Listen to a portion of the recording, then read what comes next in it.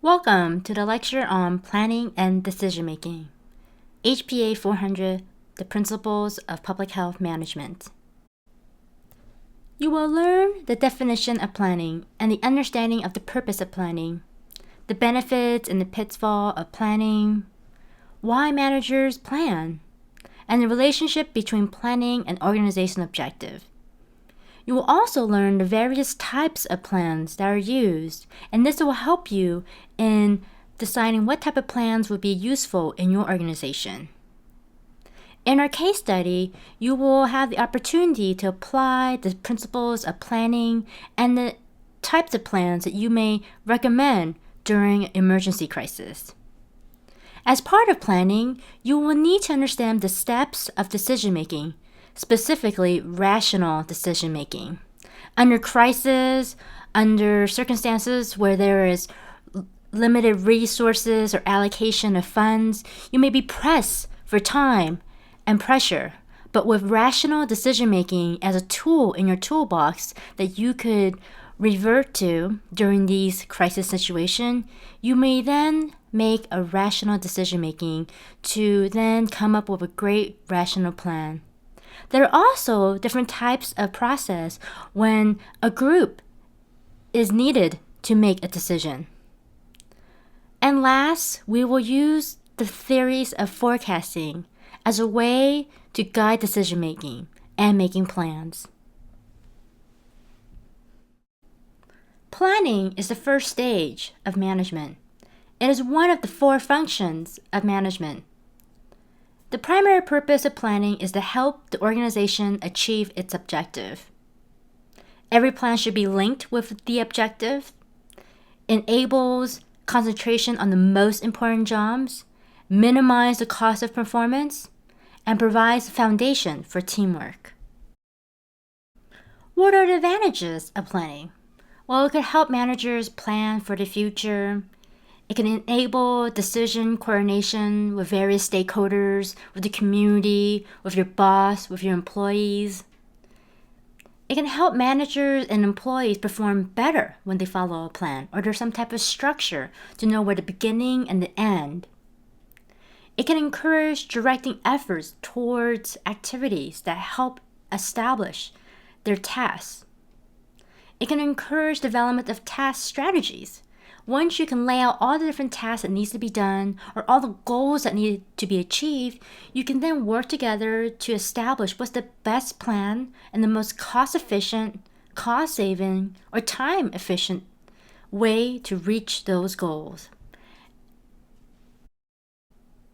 While there are advantages of planning, there are disadvantages of planning.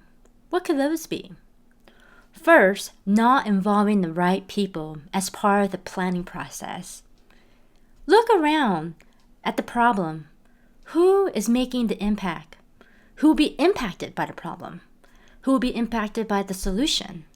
Those people need to be at the table, or at least have a representative or a champion to discuss a part of the planning process.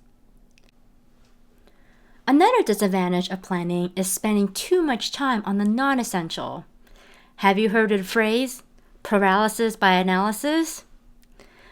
By spending too much time on non-essential, you miss out on the opportunity to spend time on planning for the essentials. What is the most critical question that we need to answer now? Who are the players? What are the resources? What is the time needed to make this plan? The lack of accountability is a disadvantage of planning. Who is accountable to seeing this plan through? And poor implementation. Sometimes plan or well draft, you have a blueprint that has all the specific details from the foundation to the design to the external and internal design of this foundation of your plan. But if you don't have a way to implement it, and then to implement it well to keep it sustainable, the plan can fall apart. What do I mean by implementation? Well, if you don't have the community involved or have the idea of how to fund this plan after the grant cycle has ended, or if there's other resources that need to be involved and you did not account for that, your plan can fall through. Here is a diagram of how to structure the planning process. First, set the goals, develop commitment, develop an action plan, monitor the plan progress, and maintain flexibility, and revise and begin the planning process again. In the next few minutes, we will dive into each of these phases of how a plan works.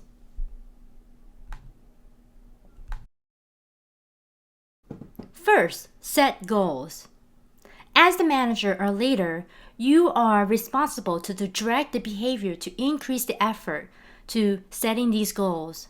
Provide a standard to measure success and follow the SMART principle. What is the SMART principle? Well, SMART stands for specific, measurable, attainable, realistic, and timed. Specific. Make sure the desired outcome are clear to everyone, that it's spelled out. You know what the goal is. Measurable. Is there a way to measure whether this goal is accomplished, missed, or failed? Attainable. Is this goal realistic given the resources, the timing, the support to make it possible to accomplish? Is this goal realistic? And is it timed? Is there a deadline associated with accomplishing this goal? Second is to develop commitment to the goal. It does not happen automatically. It is a choice and involves willpower. Set goals with your employees to encourage commitment. For example, a manager can meet with their employees and debrief a 1-minute goal plan. What's your SMART goals for this week? Did you accomplish the SMART goals from last week? What were some barriers? Were you able to accomplish the goal much faster than you anticipated? Were you able to be much more efficient this week? These are questions that you can ask your employees and get them to be much more proactive in their goal setting. As they can set these goals for themselves, it is an indirect way of setting goals toward meeting the organization's mission. But make sure you are setting these realistic and manageable goals. That's why these weekly check-ins are reasonable ways to engage your employees to make this commitment. Sometimes employees may feel a bit unease when their managers is checking up on them. But if you establish a much more friendly environment where you are chatting in a very comfortable, casual way to your employees of checking in what their goals are for the week, and that the purpose is that you help them become more efficient in managing their time so they can do other things, or perhaps check out early from the workplace. And fourth is to publicly announce the goals to develop a higher level of commitment. In some agencies, they like to establish these goals as an announcement to everyone so that every group can feel that they are meeting the same expectations or they're meeting toward the mission of the organization. You can make it a game out of it. Some organizations even have a competition, a friendly competition. Perhaps one's unit is able to increase awareness for this campaign five times faster than another group. Or maybe they were able to reach out to X number of people more than last week compared to another group. There's a lot of ways to establish goals and to encourage the employees to make these goals as a part of a fun environment. As a manager and a leader, it is up to you. It is a choice and it involves willpower. Third is to develop an effective action plan. Action plan is the how-to in accomplishing goals. It answers the who, what, when, and how. Fourth is to monitor the plan progress. You can track progress by establishing these short-term goals to create motivation toward the final goal. And establishing long-term and primary goal is a great way to have people on your team to see the overall vision. And last is to provide feedback. Feedback to your employees and having employees providing feedback to you as the manager and leader. Last is to maintain flexibility. Keep options open while making small investments in alternative plans. So you have an overall plan that you are trying to establish. But at the same time, be open to feedback because the feedback can actually make your plan much more efficient or effective. The other approach is a learning-based approach, where action plans undergo continuous testing, such as beta testing, having small focus groups to test out this plan, changing and improving, making these pivots to learn better ways of achieving these goals. There are many different types of plan. There's a standing plan, which is a continuous use plan because it focuses on recurring situations within the organization. There's the single-use plan, which focuses on a very unique, rare situation within the organization. It's used once only. Can you think of some of the standing plans in your organization or in your academic institution? And what are examples of single-use plan? This diagram highlights the two different plans and the subcategories of the plans. For example, the standing plan encompasses policy, procedures, and rules. And single-use plans are examples of budgets and programs. For example, in a specific year, there was a hurricane and an outreach program was established to raise money to provide supplies for this community that was wrecked by this hurricane. So there was a budget that was allocated to support this program development, to collect goods and deliver these goods to the community because of that one-time event due to that hurricane. So that's an example of a single-use plan. Standing plans are more established.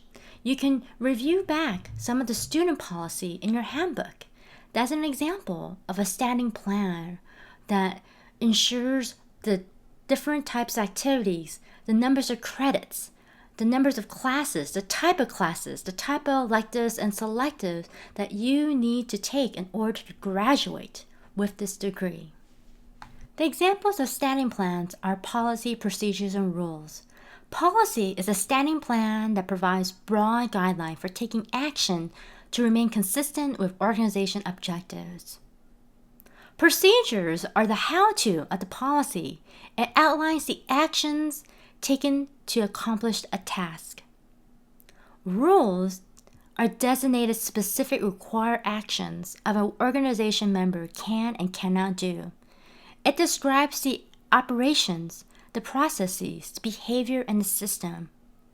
It leaves little room for interpretation in order to help the organization achieve its goal. In summary, in order for standing plans to be effective, policy, procedures, and rules must be consistent and mutually supportive of each other. Programs are designed to carry out a special project within an organization. Budget is the financial plan designed to cover a specific period of time detailing how the funds will be spent. Strategic plan looks at everything the organization could do and then focus it to the things that it's actually good at. Long-term plan helps build framework for where the time is spent, human capital is utilized, and the money to maximize performance, and to establish its mission. In strategic plan, it links the vision to the organization objective.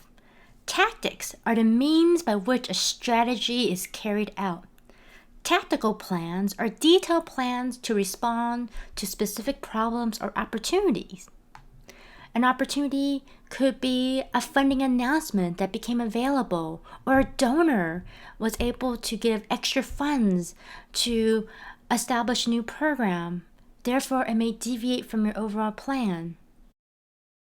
Functional planning involves the process of managing the work within a given department of a larger organization.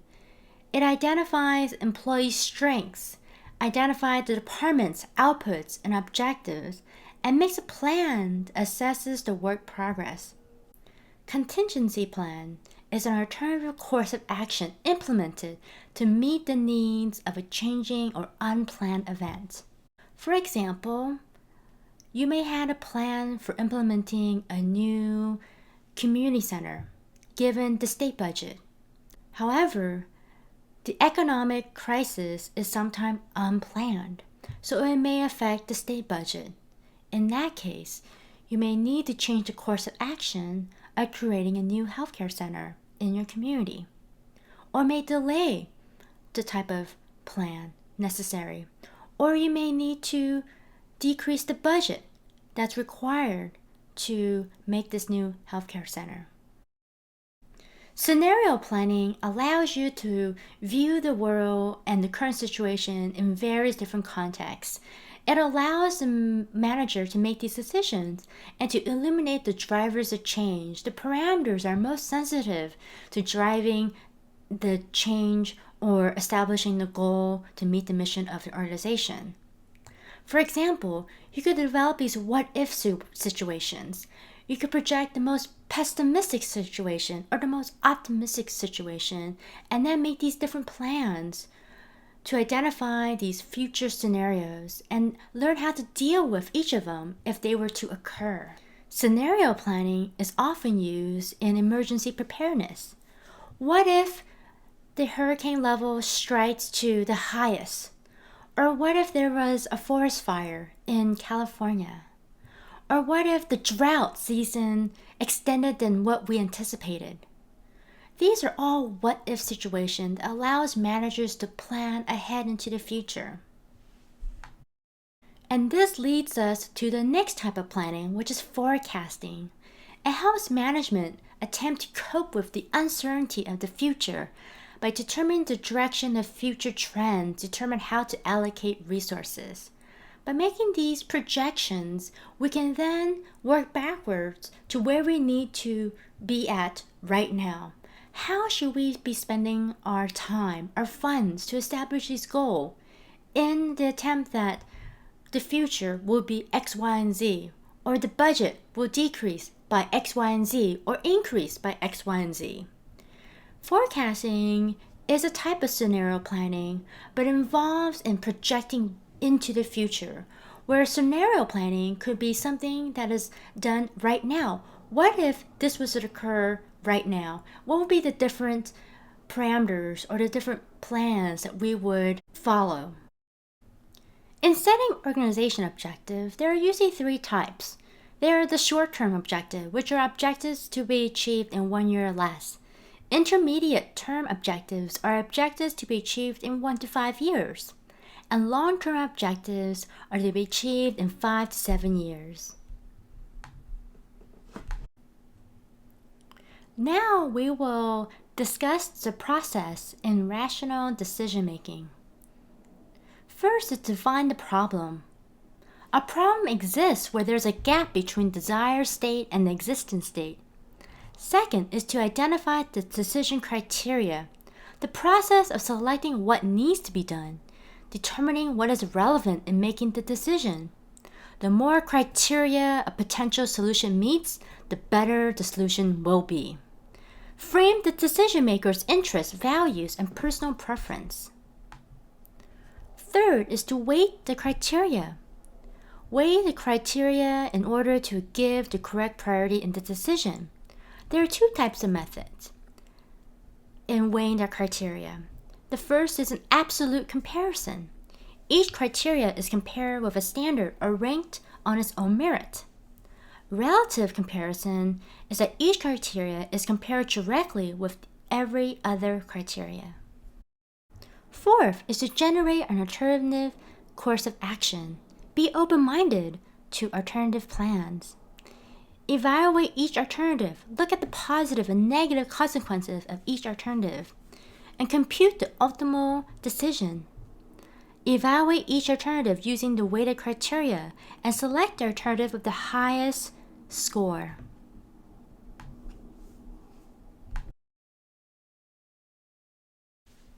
There are some limitations to rational decision-making. Decision makers do not have complete knowledge of all the facts surrounding the problem and cannot really foresee the future events. They don't have a crystal magic ball. The search for decisions is stopped as soon as the minimal acceptable level of rationality is reached. A decision-making situation may involve multiple goals of which cannot be maximized simultaneously. Sometimes the environment of decision-making is often uncertain. A decision in one area may adversely affect another area of operation. Human factor and human behavior are other main limitations on rational decision-making. While it may look good on paper, it may be difficult to implement, especially change is sometimes difficult.